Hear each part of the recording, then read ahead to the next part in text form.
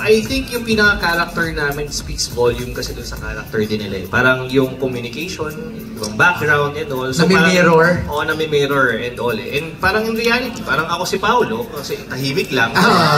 Sige, magkagagan. Si Pogi din. Ay! Kayo nga. Sa movie. Karina, what's your role here? Yes, ako po dito si Laika, ang pinsan ni Sari. Ikaw yung nag-announce eh, di ba? Opo, painlabin si Ate Sari. Yes, nakakatawa po yung eksenang yun.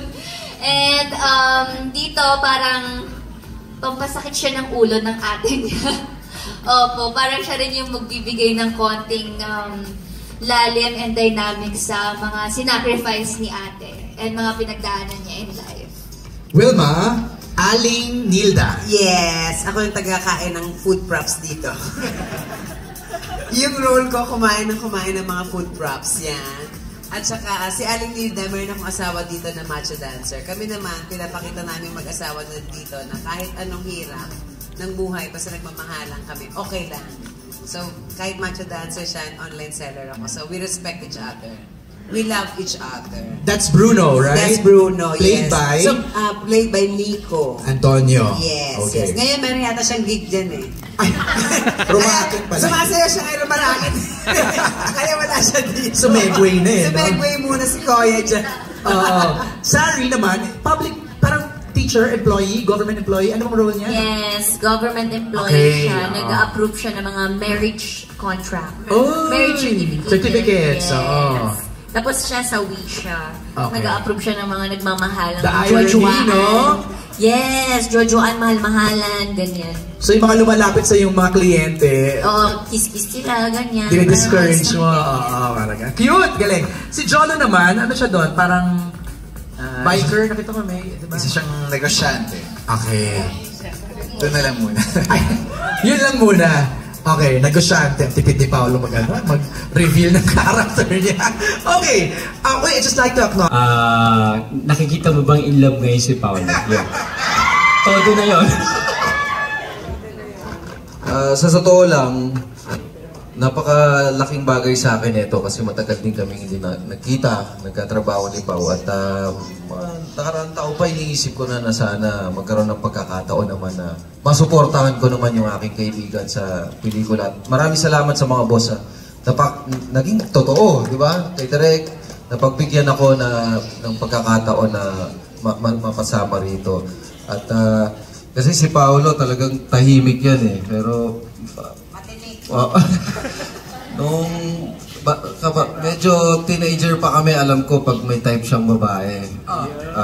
Alam ko sa mata niya, sa tingin niya, sa galaw niya pag nakakatabi niya yung babae. Pero hindi kita ibubuko, wag ka mag-aalala. Sa set naman, nag-e-enjoy kami kasi si Ate Wilma, siya yung taga-bantay. Siya yung ito na, magkatabi na sila. Ayan na.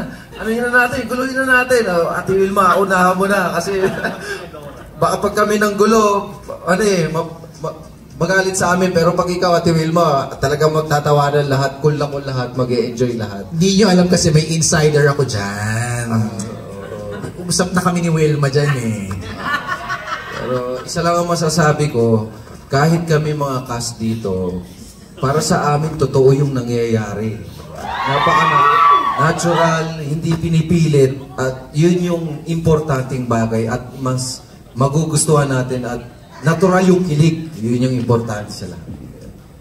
Ayan, thank you very much. Yung dynamics talaga namin, kahit I think most of us parang first time na magka-work together, correct? Pero yung relasyon namin talaga, makikita nyo on-screen na parang, ang tagal na magkasama. Ganun yung vibe namin, nagkasundo talaga kami lahat, nag-click kami. Napansin ko yon, pumunta ako ng set, para lang kayo magkakabarkada. Actually, may kami doon. Singit ko na rin, may mga approved questions sila ngayong gabi. Lahat po ng mga gusto nyo itanong na hindi na-approve, tinatanong niya ni Ate Wilma. Pag kami lang. Taga-splong talaga yan si Ate Wilma. So may presko nagaganap pala sa set? Pag kami lang, lahat ng mga gusto nila itanong, tinatanong niya ni Ate Wilma. Can you confirm that? Totoo ba yun, Kim? Tinatanong ni Wilma, Paul? Marami kasi siyang tanong. Alam mo namang ano na to sa sibilisasyon ng showbiz, haligi. Parang isa siya sa mga haligi ng mga showbiz industry. Grabe naman, nagmamarites lang. Pero sa... go ahead. Yun yung kagandahan eh, dahil nag-bonding kami, nag-blend kami well. Ang ganda na meron kang cast na talagang sumusuporta sa napaka-husay na love team na to. Tingnan natin kung love team naman talaga ito. Malay nyo naman. Tingnan natin. Ako, Maganda yung vibe eh. Ang ganda ng vibe ng cast. Sabi mo nga sa akin, Wilma, di ba? Spluk. Di ba sa promo? Spluk kung spluk. Di ba? Ay, kaya nga sinabihan ako ngayon eh. Huwag ka salita. sa lahat mo sa amin eh. Alam mo, pumapasok pa lang ako ng gate ng ABS-CBN. Talaga sabi, yung sa trailer lang ha, huwag kang magsasalita. Magsalita ka! Pagsalitain niya. Sino gusto magsalita? Si Wilma! Taray, pasweet! Dapat pala tinagalan ko pa to doon sa salon mo eh. Tinagalan ko pa magpula ng buhok ah. Okay, thank you, Mix, for answering that. So, always praying naman po na dumating yung tamang time or perfect timing for me. And also, tamang katrabaho. And yun nga, pinag-uusapan namin actually kanina lang sa dressing room before kami bumaba dito. Sabi nila direct ni Ate Loves na we will pray hopefully na that time will come, syempre. And I'm so happy na I get to witness Kim Pao also as well. Syempre as an inspiration and a stepping stone na rin towards that dream. Oo, hindi po sa akin. Ako mag-explain. Kasi si Paolo, meron siyang tingin. Yung mata niya kasi minsan, kagaya sa best. Sorry guys, sorry mga Kim Pao. So may eksena kami. Nagaganon-ganon si Kuya. Tapos tinignan niya ako, ano?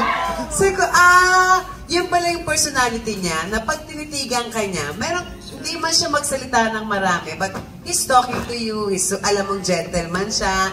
So ngayon, from a distance, hindi nalaman dahil bilang maritas nga, bawal magsalita, Maling. Tinignan ko silang dalawa, very fairness naman kay ate, hindi makatagal pag nititigan ni Kuya. In fairness naman kay Kuya, yung mata niya says it all.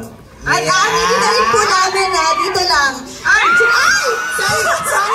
Di ba? Sorry. Di ba? Miss Wilma, baka gusto mo mag-disappear. Sorry, talaga hindi ko napigilan. Sorry.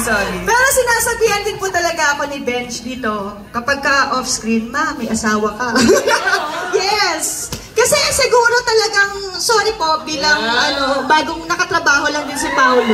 Iba kasi talaga yung mga titig ni Pao eh. Ay! Tingnan mo, di ba?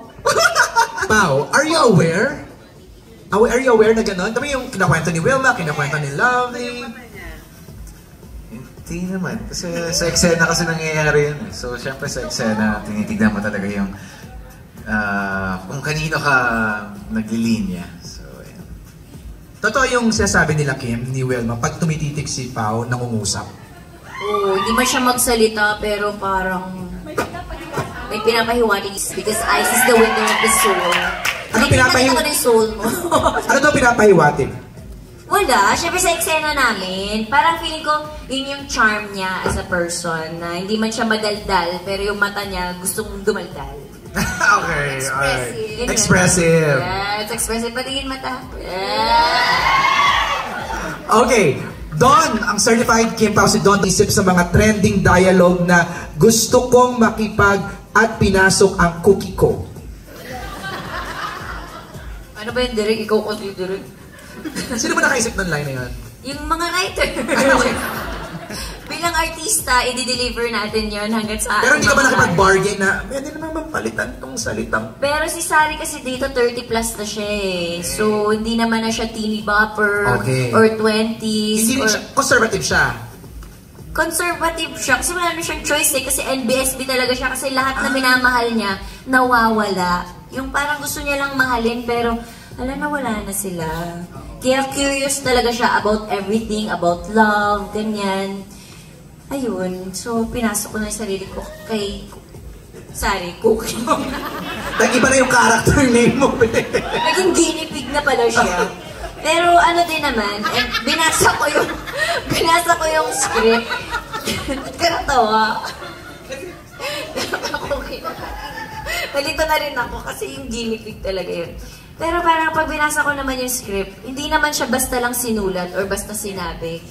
May dahilan talaga siya kung bakit siya nasabi. And hats off din sa lahat ng mga writers, creatives, and Star Cinema sa pagiging matapang nila para isulat to, para ilagay sa trailer, para idilat na ang mga mata at pag-iisip ng mga tao na ito yung pinagdadaanan ng isang normal mid-30s na babae na hindi pa nagkaka-jowa. Ganda. Thank you, Kim.